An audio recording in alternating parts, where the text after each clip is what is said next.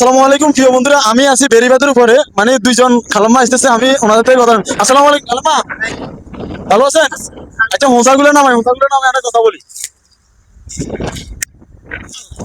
আরে দোস্ত দিন দিন, ভালো আছেন আপনারা? আপনার নাম কি? আমার নাম শাহজাহান। শাহজাহান। আপনার নাম? সালমা বেগম। সালমা বেগম। কেন আপনার স্বামী কি করে? অটো চালা। আপনার স্বামী? স্বামী নাই। আপনার স্বামী নাই কেন? আপনাদের বাড়ি কোন দিক? ও তো এগুলো কি গরু লেলেছেন কেন? গরু লাইছে। গরু লেলেছেন কেন? তো এগুলো তো পচা খের, গরু খায়। এই যে 6-7 দিন বন্যা এগুলো ডুবেছিল, আপনারা কইছিলেন? মানে বিয়া করে ঘরের ভিতরে বের করে মানে এরকম ঘর করে, মানে বেড়ির উপর আসলেন কেন? এই ঘরটা দেখাই দর্শক, আসলে আমাদের দ্বীপান্তর হাতিয়ার মানুষ কত কষ্ট করছে। এরকম ঘর করে বেড়ির উপরে মানুষ ছিল, মানে কি যে কষ্ট আমাদের দ্বীপান্তর হাতিয়ার মানুষ। হাতিয়ার যারা তো নদী আগে না আর পানি জোয়ার আসলে তো বেড়ির উপরে পানি উঠেছে কেন? আপনাদের তো থাকার ব্যবস্থা একবার খুবই খারাপ। নাই কিরম হ্যাঁ? এখন আমার লগে বলেন, বাংলাদেশ সরকারের প্রতি বাংলাদেশ সরকারের প্রতি আমরা দৃষ্টি আকর্ষণ করে বলছি, দৃষ্টি আকর্ষণ করে বলছি আমাদের নদী ভাঙা মানুষদেরকে বাঁচান। নদী ভাঙা মানুষদেরকে বাঁচান। স্থানীয় স্থানীয় নেতৃবৃন্দ যারা আছেন, নেতৃবৃন্দ যারা আছে আপনারা ঘুমাই রয়েছেন কেন? ঘুমে রয়েছেন কেন? আমরা দীর্ঘ 7-8 দিন দীর্ঘ 7-8 দিন বন্যায় পানিতে বাঁচতেছি। আপনারা আমাদেরকে দেখেন।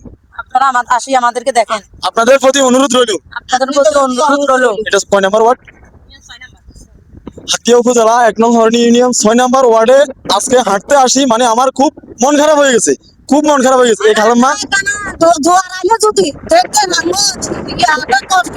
এই খালাম্মা কান্দি দিছে, এই বোনটা কান্দি দিছে, মানে খুবই অবস্থা খারাপ।